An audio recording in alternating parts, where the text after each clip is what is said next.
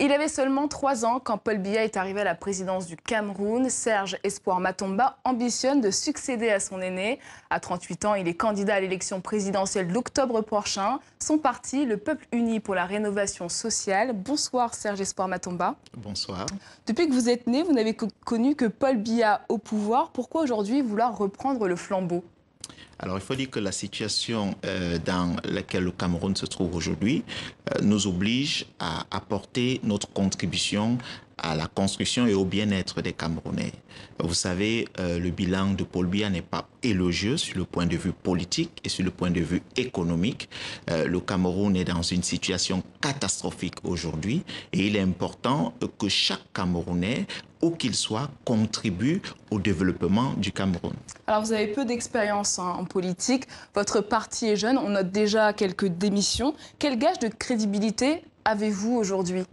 Les démissions dont vous faites état prouvent la vitalité du parti. Vous savez, les gens doivent arriver et certains doivent partir. Mais tout de même, nous sommes dans un travail qui dure depuis plusieurs années aujourd'hui et nous nous réjouissons du fruit. Il faut le dire, depuis 10 ans, depuis 2008, que nous avons commencé cette démarche, nous avons ressenti un petit peu de doute au sein de la population camerounaise, au sein même de la population jeune qui ne comprenait pas où est-ce qu'on allait. Mais aujourd'hui, avec les résultats que nous avons, nous nous réjouissons, n'est-ce pas, d'avoir suscité cet engagement chez plusieurs jeunes.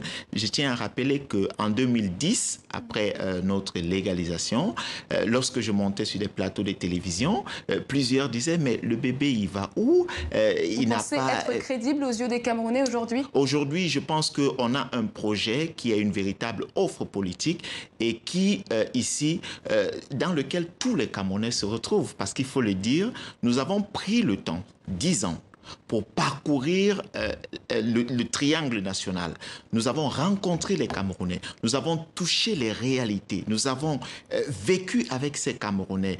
Et l'offre que nous avons aujourd'hui est une offre dans laquelle chaque Camerounais se retrouve. Je suis juste le porteur de cette offre-là et avec cette offre, nous allons mettre le Cameroun sur une très bonne voie. Alors justement, vous êtes pour l'instant 4 candidats déclarés dans l'opposition. On sait que l'élection présidentielle au Cameroun est à un seul tour. Est-ce que finalement, vous ne participez pas à ouvrir un boulevard pour le candidat du pouvoir face à une opposition en ordre dispersé ?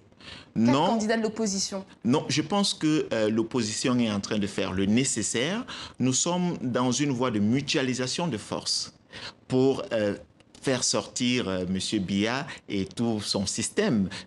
Vous savez que le discours selon lequel il faut une candidature unique, c'est un discours dangereux au Cameroun. Il faut le dire, M. Biya a des méthodes autoritaires, autocratiques, qui peuvent disqualifier l'unique candidat qui peut être présenté par l'opposition. Alors, nous ne pouvons pas prendre ce risque en allant avec une candidature unique de peur que M. Biya disqualifie ce candidat et reste avec des candidats fabriqués par lui. Vous pensez être le candidat de l'opposition le mieux placé aujourd'hui pour combattre Paul Biya? Je pense que nous avons la meilleure offre pour le Cameroun. Les Camerounais doivent juger le candidat à partir de l'offre que nous présentons.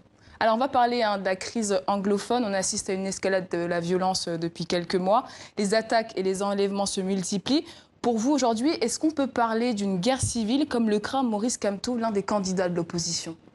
Mais il faut dire que ceci est juste le résultat de l'échec de 35 années de M. Biya à la tête du pouvoir. Son échec se vérifie sur le plan sociopolitique et sur le plan économique. Est-ce qu'on peut parler d'une guerre civile? On peut parler d'une fracture du vivre ensemble camerounais. Je voudrais éviter le mot guerre civile parce que vous savez, les Camerounais, ce qu'ils demandent et ce qu'ils réclament, c'est le bien-être.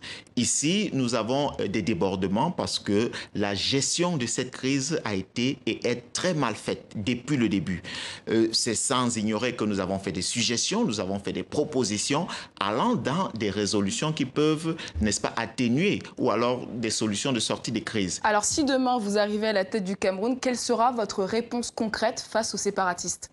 Il faut dire que lorsque nous arriverons au Cameroun, nous allons offrir aux Camerounais le bien-être et nous n'aurons plus de séparatistes au Cameroun. Parce qu'il faut le dire, ce que les Camerounais réclament, je l'ai dit tout à l'heure, c'est du bien-être. Ce n'est pas forcément diviser le territoire national. Si les Camerounais vivaient dans des meilleures conditions, on n'aurait pas des personnes qui vont jusqu'à l'extrême, c'est-à-dire vouloir que le Cameroun se partitionne. Nous avons une offre politique qui répondra aux besoins de tous les Camerounais. Et en ce moment, on ne parlera pas de séparatistes, de fédéralisme, de décentralisation. Donc, si vous êtes président, il n'y aura pas de fédéralisme. Si nous sommes présidents, dès que je suis président, j'appliquerai la véritable décentralisation pour le Cameroun et tous les Camerounais vivront dans les meilleures conditions. Alors, vous avez axé aussi votre campagne sur la jeunesse. Le chômage des jeunes camerounais est très inquiétant. Quelle est la solution à ce problème? Quelle sera votre solution si demain vous êtes président de la République du Cameroun? Il faut dire que ce que nous comptons faire déjà, parlant économiquement, nous avons lancé un projet qui se trouve dans notre offre de 5 millions d'emplois en 5 ans. Comment nous pensons? Dans les métiers de l'éducation, parce que nous allons refonder le système éducatif, nous allons créer plus d'1 million d'emplois. Nous voulons solidifier le grenier camerounais et nous allons créer dans les métiers de l'agriculture près de 3 millions d'emplois. Et nous allons permettre aux PMI et PME d'être véritablement encadrés. Mais nous allons plus loin en disant que chaque PMI et PME qui recrutera 5 Camerounais sera exonéré de certaines taxes. Et vous allez voir que le minimum que nous pouvons faire en 5 ans sera 3 millions d'emplois. Ça, c'est sans compter les métiers de la santé et bien d'autres. Alors, on l'aura compris, plus d'emplois si vous êtes un jour président de la République du Cameroun. Merci beaucoup, Serge Espoir Matomba, d'avoir répondu à nos questions. Et je vous remercie.